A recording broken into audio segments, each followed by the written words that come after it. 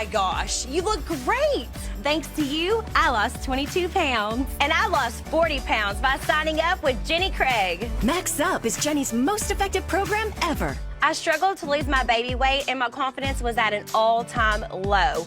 Jenny helped me turn everything around. With her delicious food and personal coaching, the weight came right off. Now I'm looking and feeling like myself again. What are you waiting for? Sign up now. Jenny works. Looking for dinner made easy? Move over meal prep and make way for pre-chopped and pre-portioned ingredients. Hit the road hard to follow recipes and say hello to easy breezy meals. Peace out, pile of dishes. And welcome easy cleanup. Well, hello there, Home Chef. Home Chef oven-ready meals. Pre-chopped and pre-portioned recipes without the prep or mess. Get 16 free meals when you sign up at homechef.com. Home Chef. Delicious meat simple.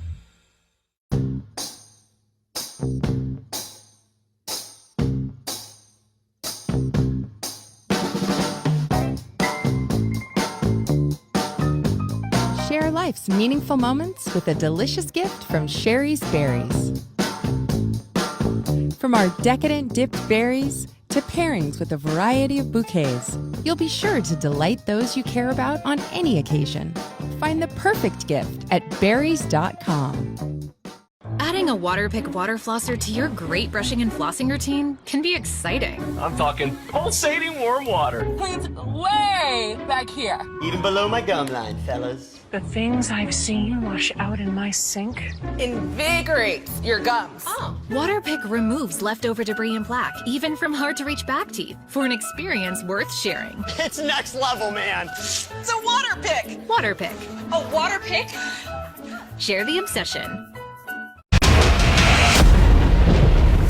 The latest advisory is in from the National Hurricane Center, and we already have some bands from Hurricane Ian beginning to move into southern Florida. We are expecting to see conditions deteriorate over the coming hours. Rain, wind, all expected to pick up in these communities, as well as storm surge. That's going to be something that we are watching to take a turn for very closely in the coming hours. Here's a look at the radar right now. We have that eye of Hurricane Ian just about 85 miles away from Naples, Florida, and we're going to continue to track that eye. Present movement is still off to the northeast, northeast at about 10 miles per hour. Focus in here, Cape Coral. Take a look at this rain band wrapping around the eye. We can see this is where we do have some pretty intense rain beginning to move into I-75, Golden Gate up through Bonita Springs into Cape Coral. It's within these rain bands that we're going to start to see those wind gusts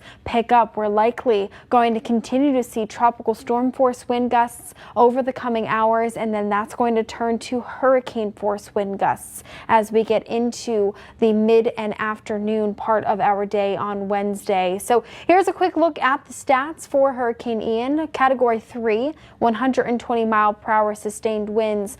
Pressure is about 953 millibars. That's been pretty consistent over the last several hours, though some strengthening is still a possibility in the forecast for Hurricane Ian. You can see we're again about 85 miles off the coast of Naples, Florida, and we're expecting to see that landfall later on today. Here's a look at our latest forecast track with Hurricane Ian. We are expecting to see some weakening as we go into a 24-hour period, but nonetheless, what's really key to point out here is that even as Ian moves inland by Wednesday night into early Thursday morning, we're still talking a Category 1 hurricane lifting up into Orlando, Florida, through central Florida, and so those hurricane force winds are going to be a big concern for damage and power outages within the next 24 hours. We are anticipating to see that weakening and that curve into the Atlantic by Thursday afternoon, throughout the day on Friday, spreading impacts into southeast Georgia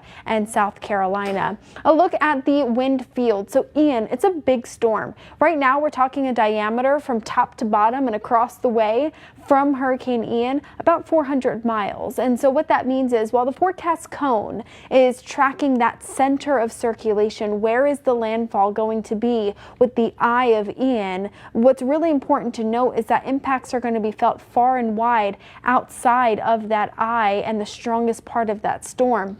We get into about 5 o'clock this morning. We're already getting reports of tropical storm force wind gusts, and that's one thing that we will continue to see. A weather flow station near Sanibel Island recently measuring sustained winds of 37 miles per hour, wind gusts up to 47 miles per hour. The University of South Florida, a buoy located just offshore of Ian's Eye, recently measuring a sustained wind of 60 miles per hour. And so this storm is certainly no joke, and we are expecting to see some pretty strong winds continue to pick up over the coming hours. We'll take it into the afternoon where landfall is expected, and that's when we are expecting to see those hurricane force winds sustained and gusting over 100 miles per hour in places like Fort Myers and Sarasota through the overnight and early Thursday morning. We still have that potential hurricane gusts expected in Orlando, Melbourne, through Central Florida, as Ian, while it is weakening, continues to be a very strong storm through Thursday morning, lifting up into North Florida throughout the afternoon. Here's a look at some of our current conditions with the rain bands pivoting through South Florida right now. The Keys have seen wind gusts upwards of 70 miles per hour. Right now, Key West, a sustained wind of 46 miles per hour, gusts up to about 55. Miami, those wind gusts have been steadily climbing in the last couple of hours. In fact, Biscayne Bay picking up some tropical storm force wind gusts just in the last hour or so. But Miami, we're going to see those gusty conditions continue. Head up through Central Florida, north of I-75, but just south of I-4. Sarasota, 32 mile per hour wind gusts. Punta Gorda, 33 mile per hour gusts. Fort Myers, we get our readings back now, 17 mile per hour sustained winds. However, what I want to point out here, note the wind direction. Now, this is very important. Early this morning, our wind direction out of the northeast, and what that's doing is holding off our storm surge right now. While we still have a lot of energy lifting up with Hurricane Ian, our winds, which are offshore at the present moment, are keeping things at bay. But once we see that wind direction shift, which we will see in the next coming hours, that's when we're going to start to see the storm surge begin to inundate these communities. And we're talking a very deadly storm surge in the forecast, up to 9 to 12 feet in places like Fort Myers, Sarasota, Tampa Bay. We could see up to 6 feet in the forecast there. Clearwater, we have 10 mile per hour winds. So things are slowly getting going along I-4. Orlando, rather light winds, some light rain spreading in, but it's going to be the I-4 corridor that could be the bullseye of picking up the most significant flood event out of Hurricane Ian, where we could see anywhere from 15 to 20 inches of rainfall in about a 48-hour period. Top wind reports with Hurricane Ian thus far: Smith Shoal, 97 mile per hour gusts. Key West, 79 mile per hour gust there. Punta Gorda, 45 mile per hour gusts. These numbers are going to continue to climb, especially in places like Punta Gorda and as we go into the west coast as we go throughout the day today. Coral Springs, 9 inches of rain in the past 24 hours. Miami-Dade North, over 9 inches as well. So one thing to note, we've already had these rain bands that have come through in the last 24 hours. We already were tracking some of those rain bands as early as yesterday, and that's really dropped in a lot of rain. We get these tropical downpours, and that's what's going to bring in the concern for flooding, because unfortunately these numbers, they're expected to continue to climb in the coming day. And Delray Beach, about 9 inches of rain so far. We're going to continue to climb onto that total. What we can expect, well, for Miami-Dade County, a little bit further to the south, we will maybe pick up about another 1 to 2 inches of rain in the forecast. Where it's really going to get going is central and northeast Florida. That's when we're expecting to see a lot of that heavy rain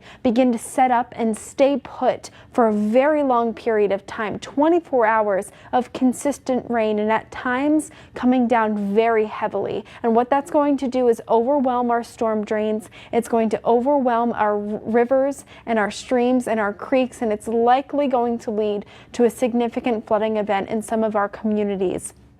Very important that we are seeking shelter at higher ground, that we are making sure that we do not drive through flooded waters. I mean, this is a really significant forecast. Tampa Bay, you get any old thunderstorm in the afternoon and you're going to see flooding in town. When we're talking 8 to 12 inches of rain in your forecast over the next 24 hours, this takes us over the next 5 days. But with Hurricane Ian lifting up over through the Florida Peninsula today and tomorrow, a lot of this activity is going to happen before the weekend. Look at our storm surge watches and warnings. We have them in place for the storm surge event that is expected to begin as we go into the morning hours. Just take note of that. We're talking significant storm surge in places like Fort Myers that could be really quite dangerous and devastating to these communities. Make sure you're heeding your warning, listening to officials. Stay here with Fox Weather. We're going to continue to keep you updated.